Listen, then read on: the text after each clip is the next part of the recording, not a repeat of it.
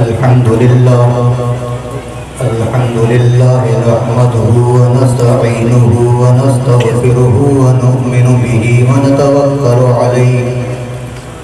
ونعوذ بالله من شرور أنفسنا ومن سيئات أعمالنا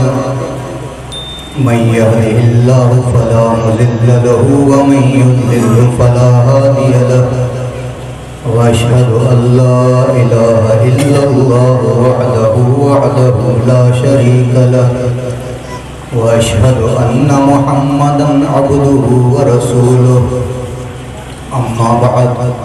فأعوذ بالله من الشيطان الرجيم بسم الله الرحمن الرحيم وما أرسلناك إلا رحمة للعالمين صدق اللہ العظیم۔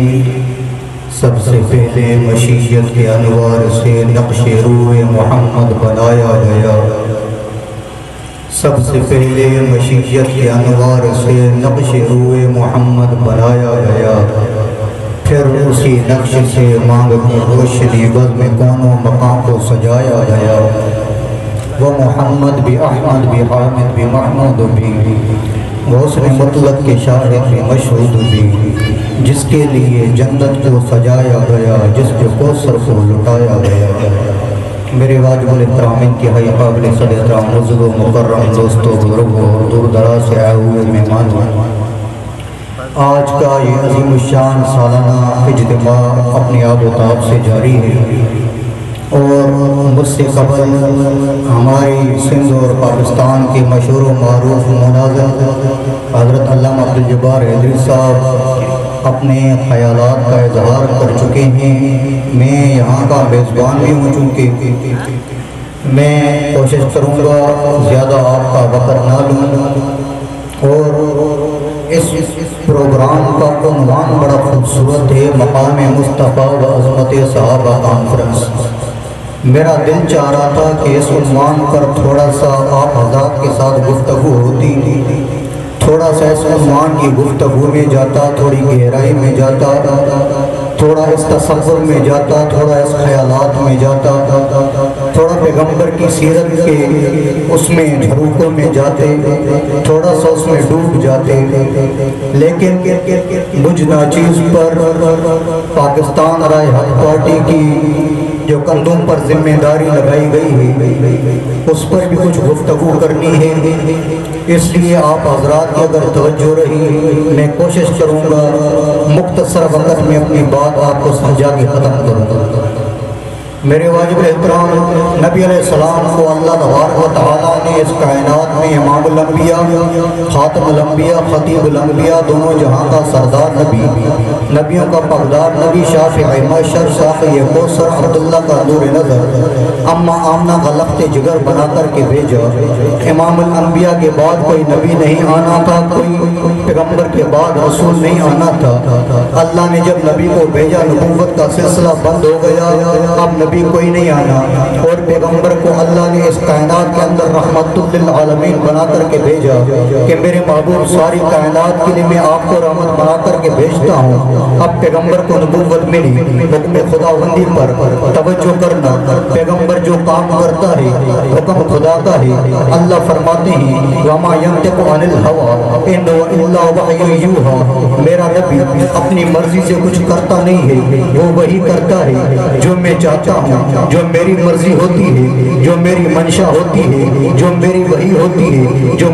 میری طرف سے آتا ہے، وہی میرا نبی کرتا ہے، وہی میرے نبی کے لبوں سے نکلتا ہے، وہی میرے نبی کے زبان سے نکلتا ہے، وہی میرے نبی کے چہرے انور سے باتیں نکلتی ہیں جو میری طرف سے آتی ہیں، وہی پیغمبر کی طرف، وہی پیغمبر کے قدم اٹھتے ہیں، جس طرف میں چاہتا ہوں پیغمبر اسی طرف جاتے ہیں، جس طرف میری مرضی ہوتی ہے۔ نبی اپنی مرضی سے کچھ کرتا نہیں ہے، اب نبی کو نبوت ملتی ہے، پیغمبر کو اللہ اپنا نبی بناتے ہیں، امام الانبیاء بناتے ہیں، خاتم الانبیاء بناتے ہیں، خطیب الانبیاء بناتے ہیں، کائنات کی سرداری عطا کرتے ہیں۔ نبی دنیا میں بن کر کے آتے ہیں اللہ حکم کرتے ہیں معبود تجھے آخری نبی بنا دیا گیا ہے، اب جا کر کے دنیا کے لوگوں کو میرا پیغام پہنچا دے۔ توحید کا پروگرام ہے، دعوت کا پروگرام ہے۔ پیغمبر کو اللہ حکم فرماتے ہیں معبود مکے کی گلیوں میں جا کر کے میری دعوت کا پروگرام تجھے پہنچانا ہے۔ حضور علیہ السلام مکہ کی گلیوں میں آتے ہیں،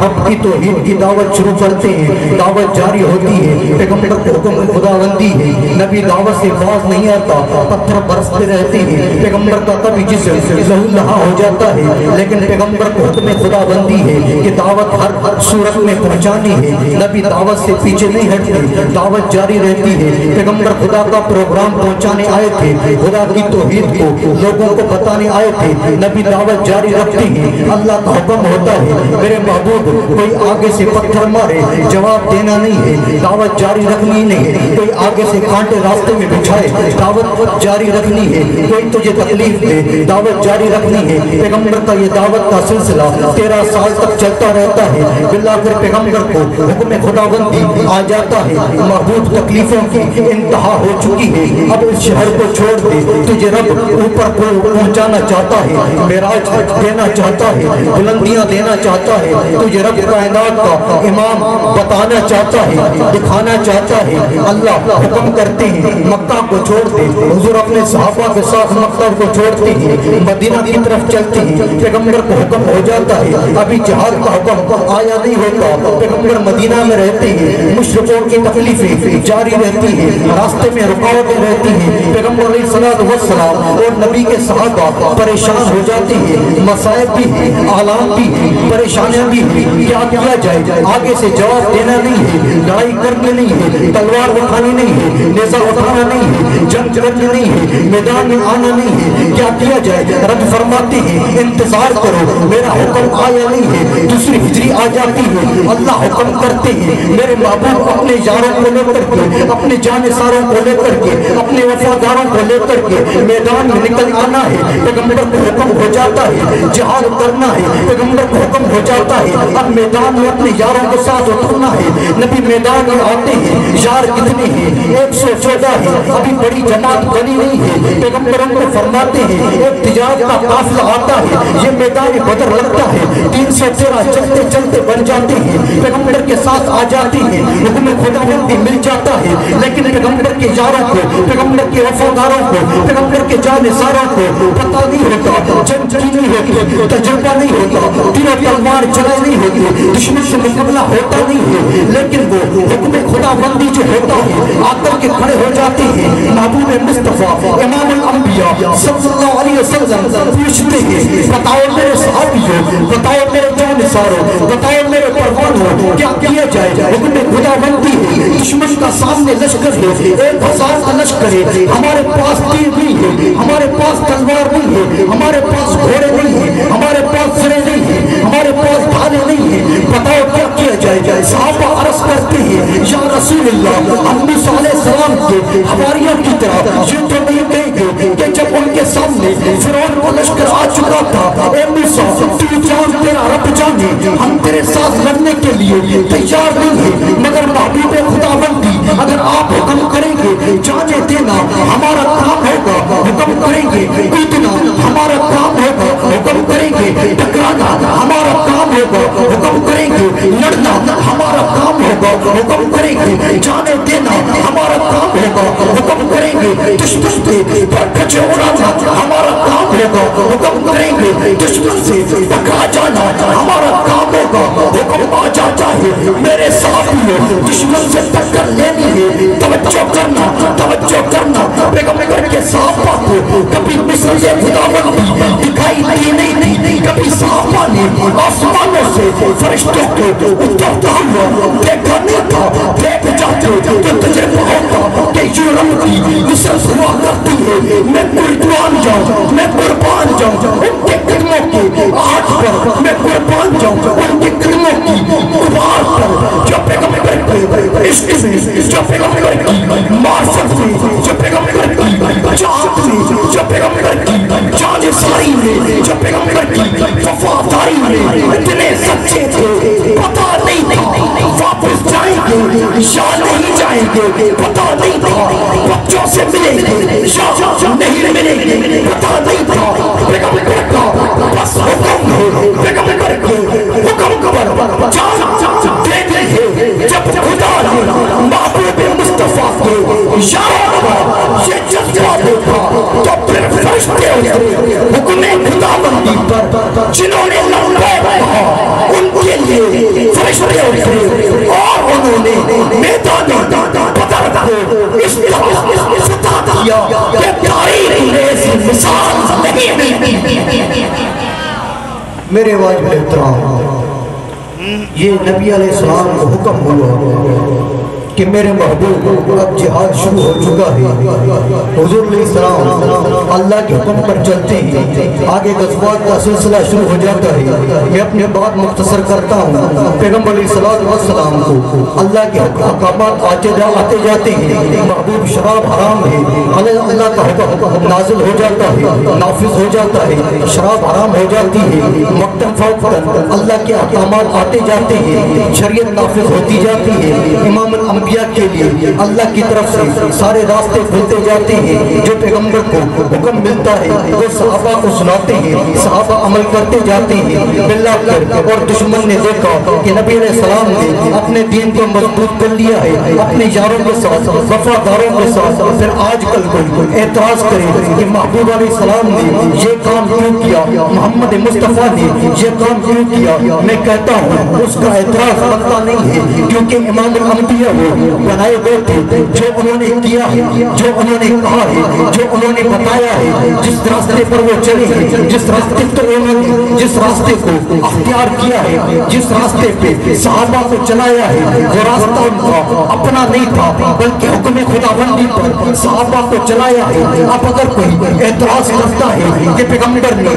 امی عائشہ کے ساتھ نکاح کیا ہے کیا اپنی مرضی پر کیا ہے میں پوچھتا ہوں لیکن یہ اپنی مرضی پر کیا ہوتا اعتراض بنتا بات بنتی لوگ کہتے میں کہتا آپ کہتے ملحد کہتا ہے زندگی کہتا ہے نبی نے امی عائشہ سے نکاح جو کیا کیا اپنی مرضی پر کیا. میں کہتا ہوں جب پیغمبر کو نبوت اپنی مرضی پر نہیں ملا کرتی جب پیغمبر احکامات اپنی مرضی پر نہیں سنایا کرتے جب اللہ حکم کرتے ہیں وما ينطق عن الهوى ان هو الا وحی یوحی. میرا محبوب اپنی طرف سے کچھ بولتا نہیں ہے بولتا وہی ہے کرتا وہی ہے جس کا حکم میری طرف سے آتا ہے. پھر امی عائشہ کا جو نکاح ہوتا ہے جو پیغمبر کے دروازے پر آتی ہے اپنی مرضی پر پیغمبر امی عائشہ کو نکاح میں لاتے نہیں ہیں حکم خداوندی ہوتا ہے. محبوب ایسی عورت کو اپنے نکاح میں لانا ہے جس نے تیرے دین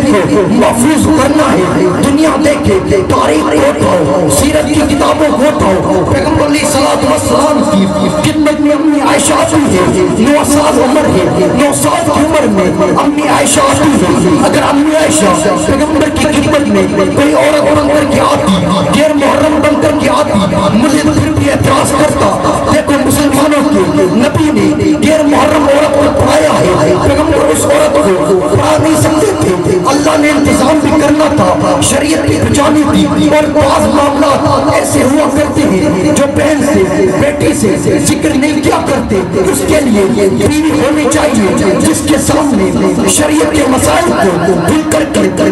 بیان کیا جا سکے. پھر امی عائشہ کو اس کے لیے موضوع بنایا گیا پیغمبر کے گھر میں لایا گیا. 9 سال کی عمر میں پیغمبر کے گھر میں آتی ہے مسائل کو سیکھتی ہے شریعت کو سیکھتی ہے طریقت کو سیکھتی ہے تصوف کو سیکھتی ہے صداقت کو سیکھتی ہے عدالت کو سیکھتی ہے شرافت کو سیکھتی ہے دیانتداری کو سیکھتی ہے تقویٰ کو سیکھتی ہے طہارت کو سیکھتی ہے مسائل کو سیکھتی ہے. دنیا نے دیکھا نبی کا مثال ہوا نبی کے مثال کے بعد امت کو علم بتانے والی اپنی عائشہ ہے. پھر پیغمبر کے بعد صدیق اکبر کا مثال ہوا امت کو علم دینے والی امی عائشہ ہے، پھر پیغمبر صدیق کے بعد فاروق اعظم کا 10 سال کا خلافت کا عرصہ آتا ہے، اس خلافت کے عرصے میں امت کو علم دینے والی امی عائشہ ہے، اس کے بعد عثمان غنی کا 12 سال کا خلافت کا عرصہ ہے، اس خلافت کے عرصے میں امت کو علم دینے والی امی عائشہ ہے، اس کے بعد زین علی مرتضیٰ کا 5 سال کا خلافت کا عرصہ ہے، اس میں امت کو علم دینے والی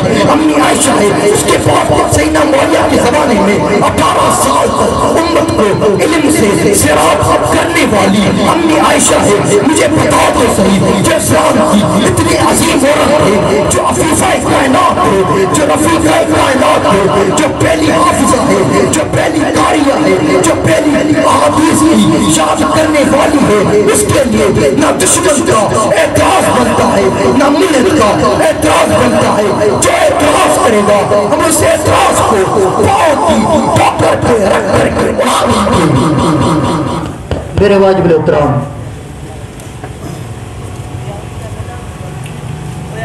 میں عرض کر رہا تھا کہ نبی علیہ السلام نے جو کیا وہ حکم خداوندی تھا۔ میرے واجب احترام، اسی طرح یہ جماعت ان صحابہ کے نقش قدم پر چل رہا۔ آخری بات کچھ گزارشات کر کے میں بات ختم کروں گا۔ پاکستان رائے حق پارٹی آپ حضرات کے سامنے ابھی الیکشن لڑی ہے اور خیرپور کے خاص کر کے حالات آپ کے سامنے ہیں۔ مولانا نور محمد صاحب نے مطالبات آپ حضرات کے سامنے رکھے، میں ان کو پھر دہرانا چاہتا ہوں کہ پاکستان رائے حق پارٹی اپنے منشور کے مطابق کام کر رہی ہے۔ اس پارٹی کا نظریہ کیا ہے، منشور کیا ہے، اس ملک کے اندر نظام خلافت راشدہ کا نفاذ ہو جائے، خلافت راشدہ والا نظام نافذ ہو جائے۔ اب جب پارٹی اپنے نظام اس قانون کے تحت کام کر رہی ہے، کوئی آکر کے یہاں پر ہمارے سامنے کھڑا ہو جائے، ہمارے دوستوں کو آکر کے تنگ کرے، دھمکیوں کی صورت میں، گنڈا گردی کی صورت میں، پھر ان کو شاید ہماری تاریخ پتہ نہیں ہے، شاید انہوں نے اس جماعت کی تاریخ پڑھی نہیں ہے۔ میری جماعت کے میرے ساتھیوں کو یہاں پر تنگ کیا جاتا ہے۔ منگنواری کے اندر ہم نے الیکشن لڑا ہے، پاکستان کے قانون کے دائرے میں رہ کر کے لڑا ہے، ہم نے کوئی جرم نہیں کیا۔ ہمارا اس ملک کے اندر الیکشن لڑنا حق بنتا ہے، ہم بھی لڑتے ہیں، تم بھی لڑتے ہو، ہم بھی میدان میں آتے ہیں، تم بھی میدان میں آتے ہو، پھر تم ڈرتے کیوں ہو، خوفداری تم پر کیوں ہے؟ جبکہ ہمارے لوگ جیتے بھی نہیں ہیں، پھر بھی تم دہشت زدہ ہوتے ہو۔ کہنا کیا چاہتے ہو، کرنا کیا چاہتے ہو، جو کہنا ہے جو کرنا ہے کھل کر کے کہو۔ ہماری جماعت کے غریب لوگوں کو وہاں پر جا کر کے چھپ کر کے دھمکیاں دینا یہ تمہارا شیوا رہا ہے۔ میں تمہیں خبردار کرنا چاہتا ہوں، اپنی جماعت کے ذمہ دار ہونے کی حیثیت سے ہماری جماعت کے ساتھیوں کو تنگ کرنا چھوڑ دو، ورنہ یہ جماعت ہر انداز میں ہر صورت میں دشمن سے ٹکرانا جانتی ہے۔ اور آخری بات کرنا چاہتا ہوں، خیرپور کی ضلع انتظامیہ، ایس ایس پی صاحب، پی سی صاحب اور الیکشن کمیشن والوں کو یہ بتانا چاہتا ہوں کہ ان لوگوں کو آپ لگام ڈالیں جو ہماری جماعت کے قریب کارکنوں کو بلا وجہ تنگ کرتے ہیں، قتل آمیز دھمکیاں دیتے ہیں۔ اگر ان کا یہ رویہ رہا، ہم خیرپور کے اندر ان کے خلاف ایک مضبوط تحریک چلا کر کے ان کا راستہ انشاءاللہ ہر صورت کے اندر روکیں گے۔ کیا آپ تیار ہیں؟ دعائے اللہ تبارک و تعالی مجھے آپ کو جو کہا اس پر عمل کی توفیق عطا فرمائے۔